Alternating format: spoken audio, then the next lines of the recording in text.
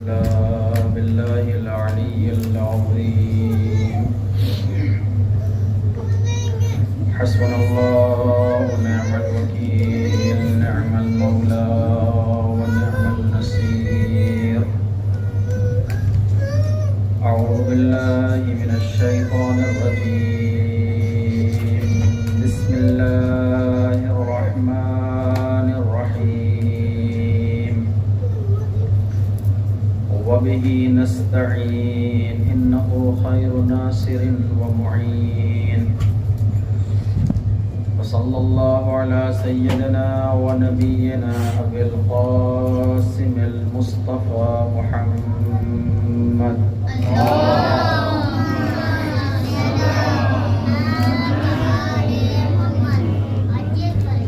وعلى آل بيته الطيبين الأنجبين لا سيما بقية الله في الأرضين واللعن الداعم على أعدائهم أجمعين أما بعد فقد قال الله تبارك وتعالى في قرآن الحكيم وهو أصدق الصادقين وقوله الحق أعوذ بالله من الشيطان الرجيم فما بكت عليهم السماء والأرض وما كانوا منظرين اللهم صل على محمد وآل محمد وعجل فرجهم اللهم عجل لوليك الفرج والعافية والنصر واجعلنا من خير أعوانه وأنصاره أستغيث بك يا صاحب العصر والزمان صلى الله عليه وسلم اللهم صل على محمد وآل محمد اللهم صل على محمد وآل محمد وعجل فرجهم اللهم صل على محمد وآل محمد وعجل سورہ مبارکہ دخان کی 29ویں آیت مبارکہ جس کو ابتدائے کلام میں پڑھنے کی توفیق حاصل کی، جس میں ارشاد ہوتا ہے فما بکت علیہم السماء والارض، کچھ لوگ ایسے ہیں کہ جن کے اوپر نہ آسمان رویا اور نہ زمین، آسمان سے مراد یعنی اہل آسمان اور اہل زمین، وما کانوا منظرین، اور ان کو کوئی مہلت بھی نہیں دی گئی۔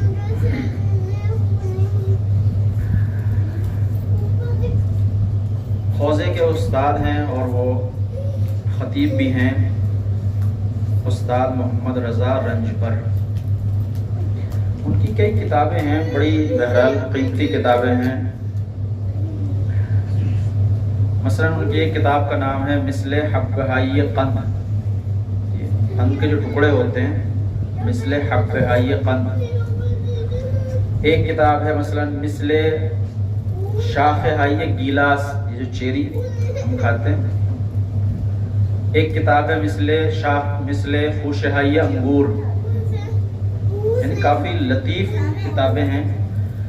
ان کتابوں میں استاد محمد رضا رنجبر صاحب نے کوشش یہ کی ہے کہ قرآن کی آیات سے ضرب المثلوں کو نکالیں، اور جو ہمارے سماج میں ضرب المثلیں بولی جاتی ہیں وہ، اور جو اخلاقی ضرب المثل ہیں ان کو اکٹھا کیا ہے اور اس طرح کی تشبیہات دی ہیں۔ یعنی کافی بہرحال خاص طور جو شعراء حضرات ہیں ان کے لیے ممکن ہے کہ ایک نئی چیز ہو۔ مثلا مثل حبہائی قند، وہ کہتے ہیں کہ مثلا سچا انسان جو ہے، سچا انسان یا سچائی وہ قند کے ٹکڑوں کی طرح ہے۔ کیا مطلب قند کے ٹکڑوں کی طرح ہے؟ قند ظاہری طور پر سفید ہے، باطنی طور پر بھی سفید ہے، ظاہری اعتبار سے بھی شیرین ہے، باطنی اعتبار سے بھی شیرین ہے، یعنی اس کا کام ہی یہ ہے کہ دوسروں کے دہان کو میٹھا کرنا، دوسروں کے اندر شیرینی پہنچانا۔ سچا انسان بھی اسی طرح سے ہے، جہاں بھی سچا انسان ہوگا خود بھی شیرین ہوگا، دوسروں کو بھی اپنے شیرینی پہنچائے گا۔ یعنی کافی لطیف ضرب المثل ہیں، اور ایک استاد تھے ہمارے، وہ یہ کہتے تھے مثلاً جب ہم قرآن کی آیات سے اپنے کلام کا آغاز کرتے ہیں یا حدیث سے اپنے کلام کا آغاز کرتے ہیں تو اس کے بعد ہم ان مثالوں سے بھی استفادہ کر سکتے ہیں، یعنی وضاحت کے لیے۔ تو یہ ایک ذیل مقدمے کے طور پر مقدمتاً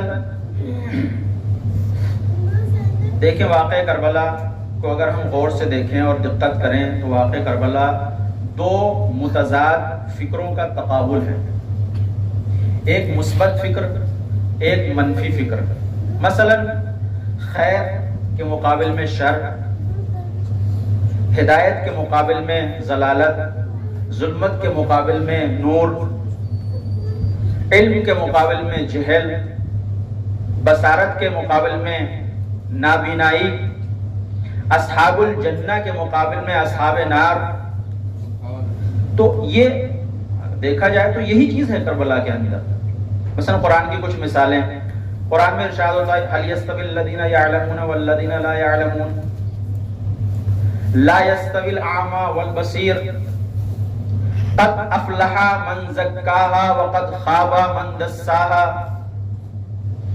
اصحاب شمال، اصحاب یمین، تو اس طرح کی قرآن میں بہرحال مثالیں موجود ہیں کہ دو طرح کے فکر پائی جاتی ہے سماج کے اندر، ایک منفی فکر ہے اور ایک مثبت فکر ہے۔ کسی نے کافی عرصے پہلے ایک بیان نامہ بھی لکھا ہے، زوج ہائیے متضاد در قرآن،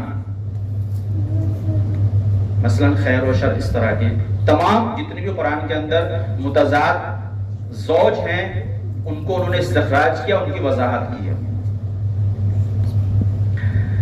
واقع کربلا کے اندر بھی ہم کو یہ دو جبہے، یہ دو موقف نظر آتے ہیں، ایک حق، خیر، اصلاح، نور، علم، دوسری طرف جہل، ظلمت، گمراہی، نادانی اور شر۔ اموی یہ چاہتے تھے کہ واقع عاشورہ کربلا کے اندر دفن ہو کر رہ جائے، لیکن امام سجاد اور حضرت زینب علیہما السلام انہوں نے واقع عاشورہ کو زندہ کیا، آگے بڑھایا، نہ یہ کہ صرف آگے بڑھایا بلکہ واقع عاشورہ کا پیغام جتنا ہو سکے اس کو لوگوں تک پہنچایا۔ یہی نہیں بلکہ 250 سال تک ہمارے ائمہ معصومین علیہ السلام نے کیا کیا؟ اسی پیغام کو ہم تک پہنچایا۔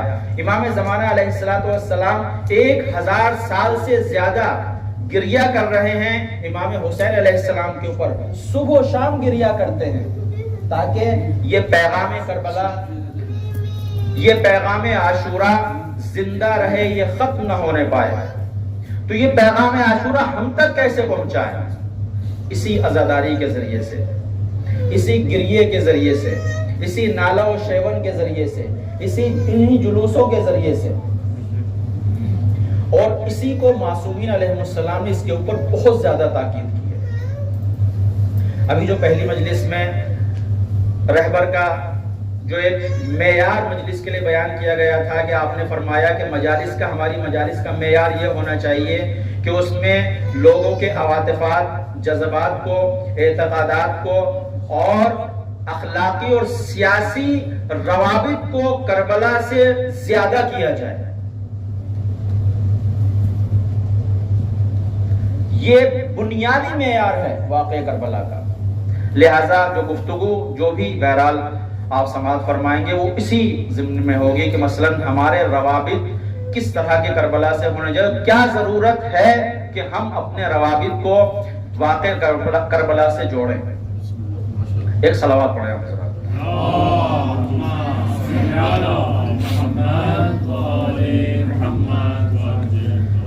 سب سے پہلا رابطہ عاطفی رابطہ۔ ہر انسان ایک عاطفی موجود ہے، ایک احساساتی موجود ہے، بغیر احساسات کے، بغیر عواطف کے وہ زندہ نہیں رہ سکتا ہے، یہ ایک مسلم ہے۔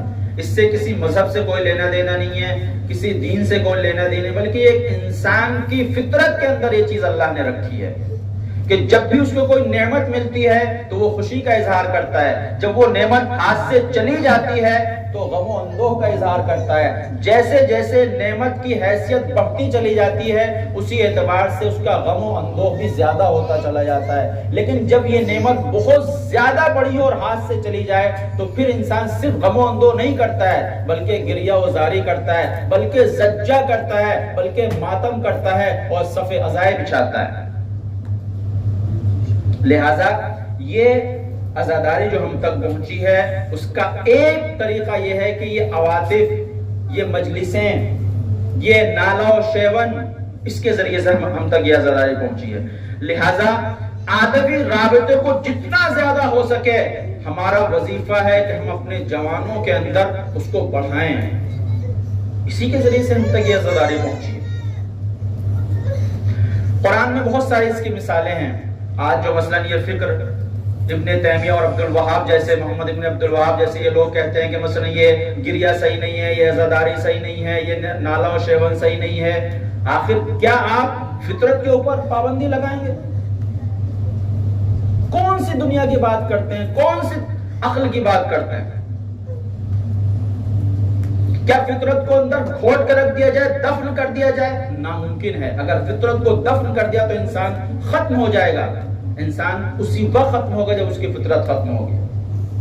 انسان کی روح فطرت کے ساتھ, فطری چیزوں کو کبھی ختم نہیں کیا جا سکتا. اس کی زندگی کا پہلی چیز جو انسان کے لیے سب سے زیادہ ضروری ہے وہ فطریات ہیں, جذبات ہیں, عواطف ہیں.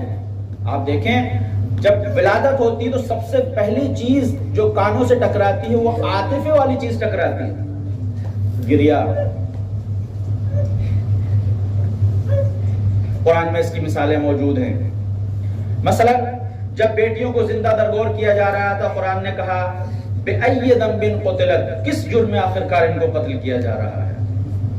جناب یوسف اور جناب یعقوب کا مشہور واقعہ, اکثر جناب یعقوب یہ کہتے تھے فَيَا أَسَفَا عَلَى يُوسُف, اور گریہ کرتے تھے.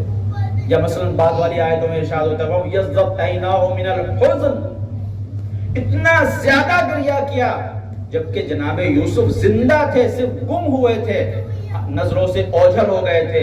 اتنا زیادہ گریہ کیا کہ آنکھیں حزن و ملال اور گریہ کی وجہ سے سفید ہو گئی. کون سے دین کی بات کرتے ہیں یہ لوگ؟ تاریخی اعتبار سے آپ دیکھیں سیرہ ابن ہشام, 1000 سال پہلے یہ کتاب لکھی گئی. ابن ہشام ایک سنی عالم دین ہے, ایک سنی مورخ ہے. کم سے کم اپنے لوگوں کا تو احترام باقی رکھو. وہ لکھتا ہے کہ جب رسول خدا کے جد بزرگوار جناب عبد المطلب دنیا سے جانے لگے تو انہوں نے اپنی تمام بیٹیوں کو اکٹھا کیا اور ان سے یہ کہا کہ تم سب یہاں پر میرے سامنے میرے اوپر رو, تاکہ میں یہ دیکھوں کہ جب میں مر جاؤں, دنیا سے چلا جاؤں, تو تم کس طرح سے میرے اوپر عزاداری کرو گی, کس طرح سے میرے اوپر گریہ کرو گی. پہلی جلد میں اس نے یہ لکھا ہے. اس کے بعد تمام بیٹیوں کو بلایا, انہوں نے گریہ کیا, نالا و شیون کیا. جناب عبد المطلب نے کہا کہ بس کافی ہے, میں یہ دیکھنا چاہتا تھا کہ تم کس طرح سے میرے اوپر رو گی, لہٰذا میرے مرنے کے بعد اسی طرح سے میرے اوپر گریہ کرنا, اسی طرح سے میرے اوپر رونا, اسی طرح سے میری عزاداری کرنا. یہ اسلام سے پہلے کی بات ہے, ابھی اسلام نہیں آیا ہے. اسلام کے آنے کے بعد جنگ احد میں مسلمانوں کی طرف سے 70 سپاہی اور جانباز جو ہیں وہ جام شہادت نوش کیا, جس میں سید الشہداء حضرت حمزہ علیہ السلام بھی تھے. سب نے اپنے عزیزوں کے لیے گریہ کیا. کوئی اپنے باپ کے لیے گریہ کر رہا ہے, کوئی اپنے بیٹے کے لیے گریہ کر رہا ہے. ایک سنیوں کا مصنف ہے, مؤلف ہے ابن عبد البر, وہ اپنی کتاب الاستیعاب, یہ بھی قدیمی کتاب ہے, یہ ابھی جلدی کی کتاب نہیں, یہ منابع کہن ہیں جن کو سنی باقاعدہ ان کو معتبر سمجھتے ہیں, ان کو مانتے ہیں. وہ لکھتا ہے کہ جب سب اپنے شہداء کے اوپر گریہ کر رہے تھے تو رسول نے کہا کہ حمزہ کے اوپر کوئی گریہ کرنے والا نہیں ہے, اسی دن سب لوگوں نے اپنے شہداء کو چھوڑا اور اکٹھا ہو کر سب جناب حمزہ کے گھر گئے اور سب نے مل کر جناب حمزہ کے لیے گریہ کیا. جنگ موتا میں جناب جعفر ابن ابی طالب کی شہادت ہوئی. رسول اللہ نے فرمایا علی مثل جعفر فلیبکی الباقون، اگر جعفر کے اوپر گریہ کرنے والے ہیں تو جائیں ان کے اوپر گریہ کریں. یہ کون سے دنیا کے اور کون سے اس کی باتیں کرتے ہیں؟ کیا یہ ان کے اپنے منابع نہیں ہیں؟ کیا یہ قرآن کی آیتوں کا انکار کریں گے؟ یا رسول اللہ صلی اللہ علیہ وآلہ وسلم کسی ایسی چیز کا حکم دے سکتے ہیں جو خلاف فطرت ہو، جو ممنوع ہو سماج کے اندر؟ احادیث دیکھیے آپ، امام علیہ الصلوۃ والسلام متعدد بار امام علیہ الصلوۃ والسلام امام حسین علیہ الصلوۃ والسلام کے شانے پر ہاتھ رکھتے ہیں، اور وہ آیت جو میں نے پہلے پڑھی تھی فما بکت علیہم السماء والارض وما كانوا منظرین، اس آیت کی تلاوت کرتے تھے اور گریہ کرتے تھے. ایک بار آپ کوفے میں تھے، امام علیہ السلام نے امام حسین کے سر پر ہاتھ رکھا اور اس آیت کی تلاوت کی، اور اس کے بعد کہا بیٹا دیکھو کتنے لوگ ایسے تھے جو دنیا سے چلے گئے، ان کے اوپر کوئی گریہ کرنے والا نہیں ہے، نہ اہل آسمان نے ان کے اوپر گریہ کیا، نہ زمین والوں نے ان کے اوپر گریہ کیا. اس کے بعد آپ یہ آیت پڑھتے ہیں وما ترکوا من الجنات والعیون، کتنے لوگ ایسے ہیں جو باغات چھوڑ کر چلے گئے، محل چھوڑ کر چلے گئے، ثروتیں چھوڑ کر چلے گئے. تم نمرود کو دیکھو، فرعون کو دیکھو، لیکن فما بکت علیہم السماء والارض، ان کے اوپر نہ آسمان والے روئے نہ زمین والے روئے. اس کے بعد امام فرماتے ہیں ولیکن تبکی علیک السماء والارض، لیکن بیٹا تمہارے اوپر زمین والے بھی روئیں گے، اہل آسمان بھی روئیں گے.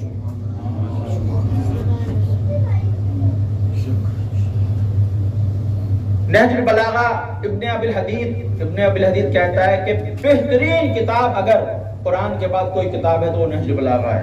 ابن ابی الحدید ایک معتزلی،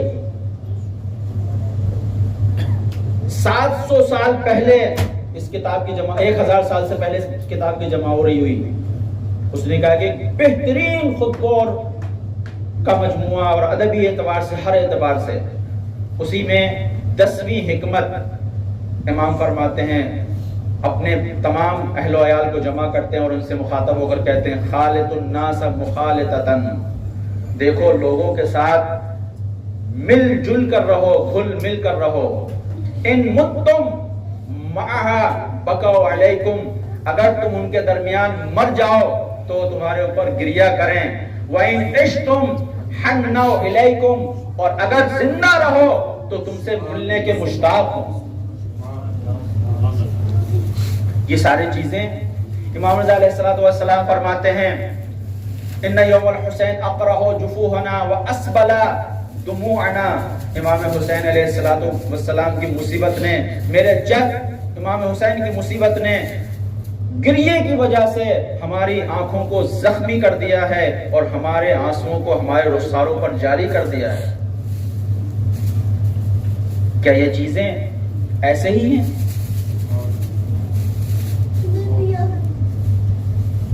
کیا یہ معصوم شخصیتیں نہیں ہیں؟ آج تک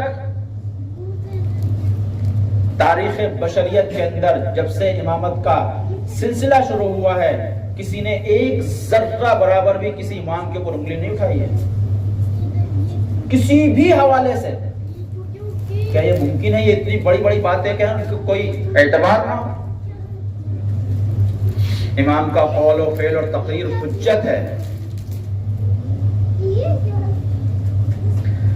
بہار الانوار کی 45ویں جلد جو مخصوص ہے امام حسین علیہ السلام سے، عزاداری، گریہ اور جتنی بھی گریہ اور عزاداری سے متعلق چیزیں ہیں سب اس جلد کے اندر ہے. اسی جلد کے اندر صفحہ نمبر 233 سے 241 تک آپ دیکھیں. عجیب چیز میں نے کل دیکھی ہے کہ جنوں نے جو امام حسین علیہ السلام کے اوپر گریہ کیا ہے اور امام حسین علیہ السلام کے گریے کے اوپر اور عزاداری کے سلسلے میں جو اشعار کہے ہیں وہ اشعار اللہ مجلس نے وہاں پر نقل کیے ہیں. یعنی ایک سلسلہ ہے اشعار کا، کوئی ایک دو شعر نہیں ہے. جنوں کے اشعار، انسانوں کے تو ہم سنتے چلے آ رہے ہیں، جنوں نے اشعار کہے ہیں مصیبت سید الشہداء کے لیے.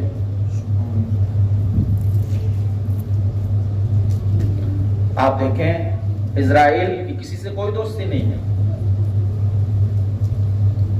لیکن امام صادق علیہ الصلوۃ والسلام فرماتے ہیں کہ جو بھی انسان امام حسین کے اوپر گریہ کرتا ہے اس کی وجہ سے اسرائیل کا دل مہربان ہو جاتا ہے،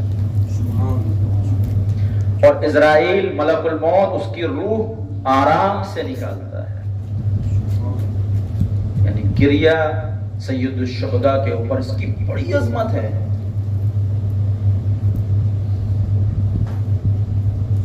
علماء کی سیرت دیکھیں آپ، آیت اللہ بہجت کی زندگی میں ملتا ہے کہ 50 سال تک زیارت عاشورہ 100 سلام اور 100 لعنت کے ساتھ پڑھی انہوں نے، 50 سال تک. اور انہی کی زندگی نامہ میں ملتا ہے کہ 50 سال تک مجالس سید الشہداء جو ان کے ہاں برپا ہوتی تھی، چاہے گھر پہ ہو چاہے مجلس میں ہو، دم در بیٹھتے تھے، دروازے میں بیٹھتے تھے اور یہ کہتے تھے میں چاہتا ہوں کہ جو بھی عزادار سید الشہداء آئے میں اس کا استقبال کروں. 50 سال تک کوئی کم مدت نہیں ہے. علماء عرفاء اگر کسی مقام پر پہنچے ہیں تو انہی عزاداری کی وجہ سے، اسی گریے کی وجہ سے. آیت اللہ مرشی نجفی کے وصیت نامے میں یہ چیز لکھی ہے. آپ نے ایک اپنے عزیز سے وصیت کی کہ دیکھو اگرچہ میں نے اپنے بیٹے سے کہہ دیا ہے لیکن پھر بھی اگر وہ بھول جائے تو تم اسے یاد دلا دینا. جب میں دنیا سے چلا جاؤں تو میرا جنازہ ممبر کے پاس رکھنا جہاں پر سید الشہداء کا، جس ممبر سے سید الشہداء کا مصائب پڑھا جاتا ہے اس ممبر کے پاس رکھنا.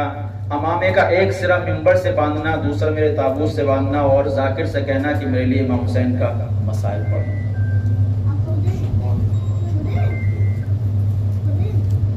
لہذا ہمارا وظیفہ ہے کہ ہم اس گریے کو، ان نالہ و شیون کو، ان عزاداریوں کو، ان امام بارگاہوں کو، ان پرچموں کو محفوظ رکھیں اور اپنے بعد والی نسل تک منتقل کریں.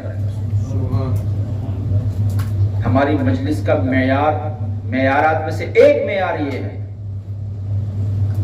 کہ لوگوں کے عواطفات کو، لوگوں کے جذبات کو ہم زیادہ سے زیادہ امام حسین و اہل بیت کی بنسبت بڑھائیں. یہ جو پرچم روز آپ دیکھیں، ہر انسان تو پرچم نہیں اٹھاتا ہے، لیکن سید الشہداء کا پرچم بڑے سے بڑے عالم، بڑے سے بڑے مرجع بھی اٹھانے میں فخر محسوس کرتا ہے، کہ کوئی خفت نہیں محسوس کرتا. آپ حضرات نے سنا ہوگا تریج، ایک جو عراق میں ایک قافلہ ہے، ایک وہ نکلتا ہے عاشور کے دن، کاروان تویرج، کاروان تویرج.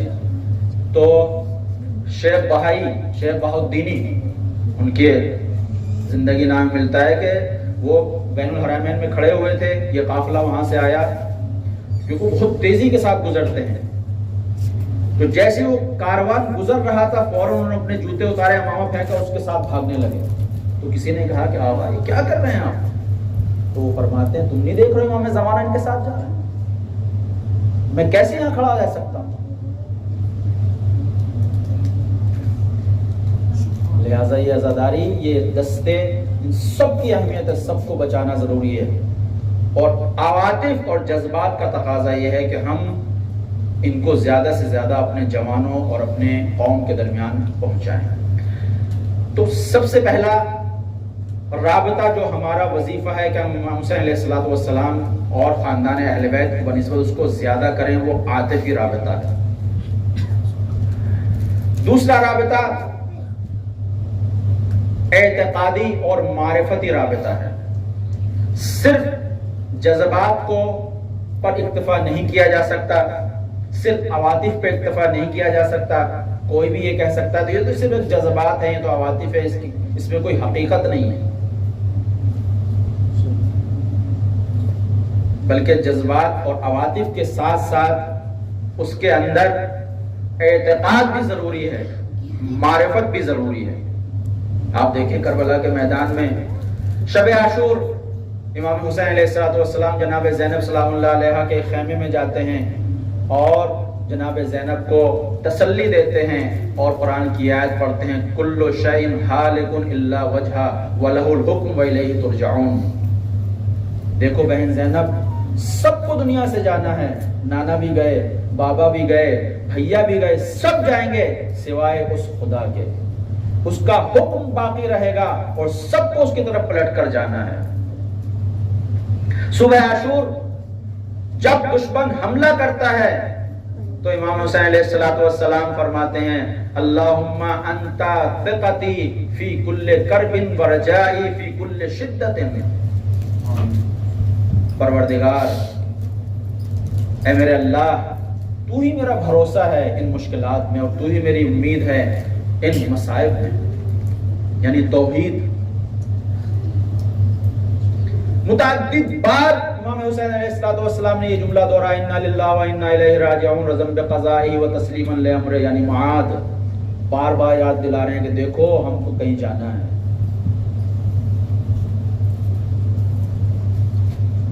جب بھی دشمن کی طرف حملہ کرتے تو پلٹ کر آتے تھے، کہتے تھے لا حول ولا قوت الا باللہ العلی العظیم، یعنی کربلا صرف عواطف نہیں پائے جاتے ہیں، صرف جذبات نہیں ہیں، بلکہ اعتقاد بھی ہے، خدا شناسی بھی ہے، نبوت بھی ہے، امام شناسی بھی ہے اور معاد شناسی بھی ہے۔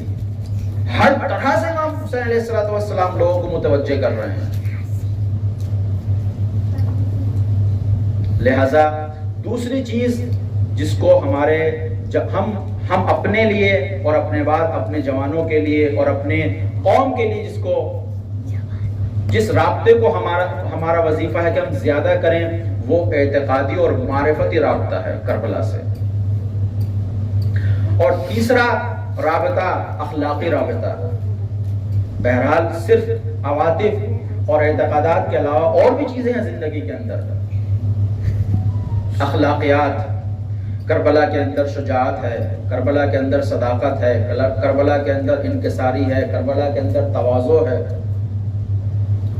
ایک عیسائی رائٹر ہے اینٹونین بارا، اس نے کئی کتابیں لکھی ہیں، مثلا ایک کتاب ہے اس کی الفکر الحسین فی فکر المسیحی، امام حسین مسیحیوں کے افکار میں۔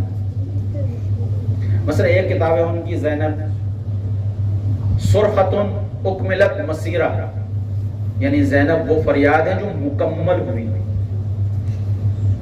وہ یہ لکھتا ہے کہ میں امام حسین علیہ السلام کے انقلاب اور انکسار کا کربلا میں عاشق ہوں،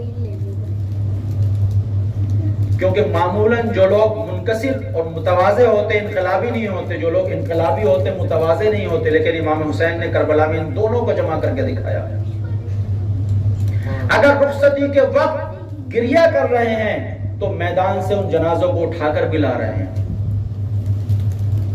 اور اس کے بعد وہ لکھتا ہے کہ یہ فکر اور یہ جذبہ امام حسین کے اندر کہاں سے آیا؟ یہ ان کے بابا علی مرتضیٰ سے آیا۔ آپ عبد خدا تھے، جب محراب عبادت میں کھڑے ہوتے تھے ارشاد فرماتے تھے آہ من قلت الذات، جب میدان جنگ میں آتے تھے تو عمر ابن عبدود کا سر جدا کرتے ہوئے نظر آتے تھے۔ انقلاب بھی اوج پر تھا، عبادت بھی اوج پر تھی۔ لہذا کربلا کے اندر جہاں انکساری ہے وہاں انقلاب بھی ہے،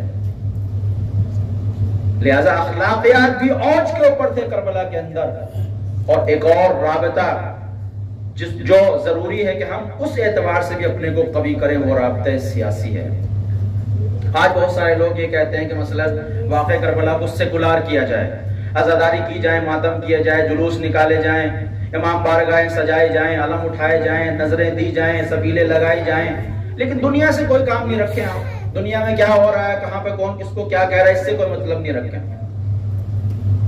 لیکن کربلا کا پیغام ہے کل یوم عاشورا و کل ارض کربلا، یعنی جب بھی کہیں پر ظالم اٹھے گا، ایک عزادار اس کے سامنے کھڑا ہوتا ہوا نظر آئے گا۔ ایک عزادار کا یہ وظیفہ ہے کہ وہ مظلوم کی حمایت کے لیے آگے بڑھے، ظالم کے سامنے ڈٹ کر اس کا مقابلہ کرے۔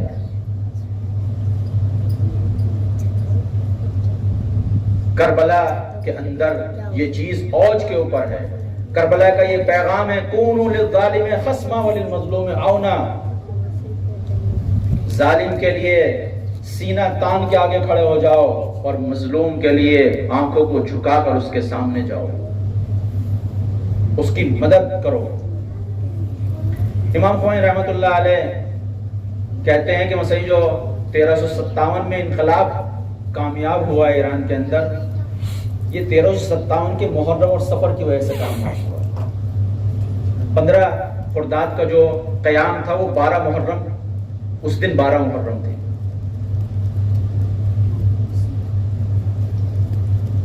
لہذا ہمارا وظیفہ ہے کہ صرف اور صرف ہم گریہ عزاداری کے علاوہ دنیا کو یہ پیغام پہنچائے امام حسین علیہ السلام کہ کل اگر امام حسین علیہ السلام نے کہا تھا مثلی لا یبایع مثلا، تو آج بھی ہر عزادار کا یہی پیغام ہے۔ شہید قاسم سلیمانی نے کیا کہا تھا؟ ہم امام حسین علیہ السلام کی ملت ہیں، ایران نہیں، ہم امام حسین کی ملت ہیں، ہم تم سے میدان جنگ میں لڑنا چاہتے ہیں، ہم مرد میدان ہیں، ہمت ہو تو آؤ۔ یہ نہیں کہا کہ ایران تمہارے مقابل میں آنا چاہتا، کہا ہم ملت امام حسین۔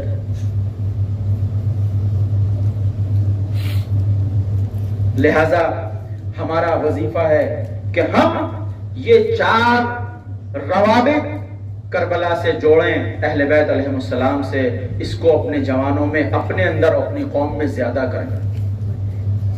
آج ہی میں ایک کلپ کسی ذاکر کی سن رہا تھا، اس میں انہوں نے کہا کہ مثلا ابھی یہاں پہ کیونکہ یہ حجاب کا سلسلہ چل رہا ہے تو بہت سارے ایسے لوگ ہیں جب بھی کوئی ایران میں اصلاحی، البتہ اصلاحی چلتا چلا ہے، اس کے اوپر تاکید ہوتی ہے، فوراً کچھ ذاکرین ہیں اس کے مخالف، ان کا کام ہی ہے۔ مثلا یہ کہا کہ بھئی مجالس میں یہ پرچم کیوں لگائے جا رہے ہیں کہ مثلا حجاب ضروری ہے، عزاداری کے ساتھ ساتھ حجاب بھی ہونا چاہیے، وہ کہتے ہیں کہ ولیموں میں کیوں نہیں لگاتے، اس کے کیا ربط ہے؟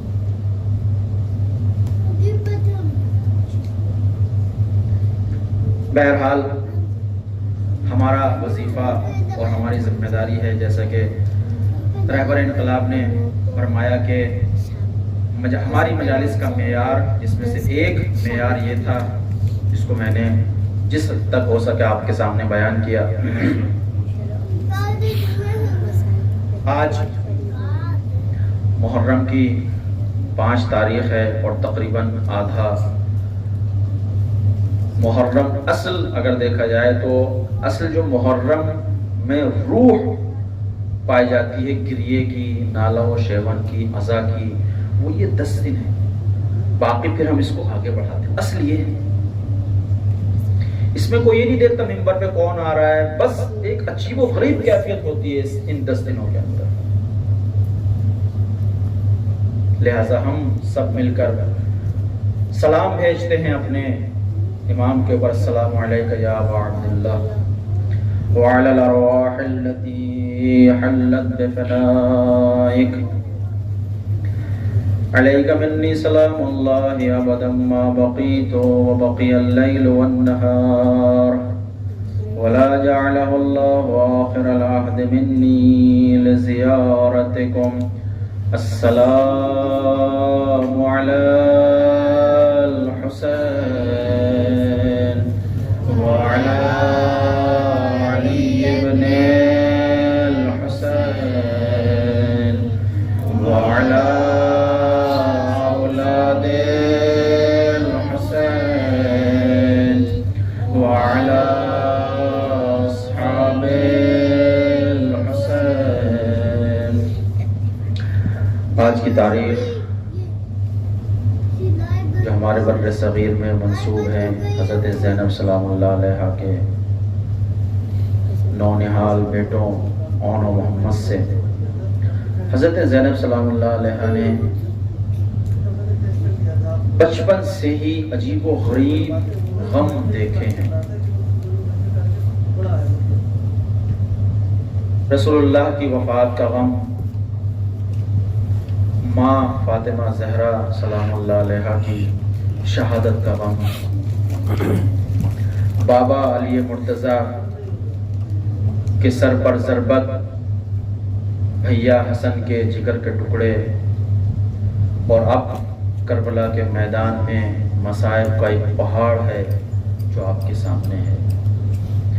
ہاں عزیزان گرامی، کربلا کے میدان میں سب اپنی اپنی طرف سے ایک ہدیہ لے کر آئے تھے کہ جنہوں نے امام حسین فاطمہ کے لال پر اس ہدیے کو قربان کیا۔ جناب زینب بھی 2 چھوٹے چھوٹے ہدیے لے کر آئی تھیں۔ آپ امام حسین کی خدمت میں آتی، بھیا میرے ان ہدیوں کو قبول کیجئے، ان کو مرنے کی اجازت دیجئے۔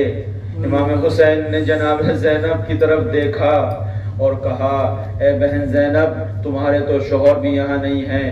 جناب زینب نے کہا، بھیا عبداللہ ہی نے ان کو بھیجا ہے، اور یہ کہا تھا کہ دیکھو اگر حسین پر، اگر فاطمہ کے لال پر کوئی مصیبت آ جائے تو فاطمہ کے بیٹوں سے پہلے اپنے بیٹوں کو قربان کر دینا۔ ہاں عزیزان گرامی، اجرکم اللہ۔ بہرحال جناب زینب کے اصرار پر امام حسین علیہ السلام نے اجازت دی۔ جناب زینب سلام اللہ علیہا خوش ہوئی، دونوں بیٹوں کو آمادہ کیا، سجایا۔ امام حسین نے دونوں بیٹوں کو گھوڑے پر سوار کیا۔ اب یہ دونوں بیٹے میدان میں جاتے ہیں، جنگ کرتے ہیں، دشمنوں کو واصل جہنم کرتے ہیں۔ دشمن کہتے ہیں کہ ان کو بچہ نہ سمجھنا، یہ جعفر طیار کے پوتے ہیں، یہ خاندان بنی ہاشم کے بچے ہیں، ان کو ایسے نہ سمجھنا۔ ہاں عزیزان گرامی، یہ دشمنوں کا دستور رہا ہے کہ جب کوئی بھی سامنے والا مد مقابل ایسے ایک تن بے تن کامیاب نہیں ہو پاتے تھے تو گروہی حملہ کرتے تھے، مل کر حملہ کرتے تھے۔ ہاں عزیزان گرامی، یہی ہوا کہ سب نے مل کر حملہ کیا، جناب اون و محمد کے اوپر حملہ کیا۔ جناب اون و محمد زمین پر تشریف لائے، آواز دی، اے ماموں مدد کے لیے آئیے۔ امام حسین دوڑے، جناب عباس دوڑے، دونوں بچوں کے لاشوں کو اٹھایا۔ مقتل نے لکھا کہ امام حسین بچوں کو آغوش میں لیے ہوئے تھے، لیکن ان کے پیر زمین پر خط دیتے ہوئے جا رہے تھے۔ اجرکم اللہ۔ عزیزان گرامی، خیموں کا یہ دستور تھا کہ جب بھی کوئی جنازہ آتا تھا تو سب سے پہلے جناب زینب سامنے آتی تھی، سب سے آگے جناب زینب رہتی تھی۔ لیکن اس بار دستور بالکل الٹا ہوا تھا، سب بیویاں تھیں، جنازے رکھے ہوئے تھے، لیکن جناب زینب نہ تھی۔ کسی نے کہا، ارے بی بی زینب کہاں ہے؟ کیا دیکھا کہ خیمے کے اندر سر کو سجدے میں رکھے ہوئے ہیں اور اللہ کی بارگاہ میں دعا کر رہی ہیں، اللہم تقبل هذا القربان، پروردگار میری اس قربانی کو اپنی بارگاہ میں قبول فرما۔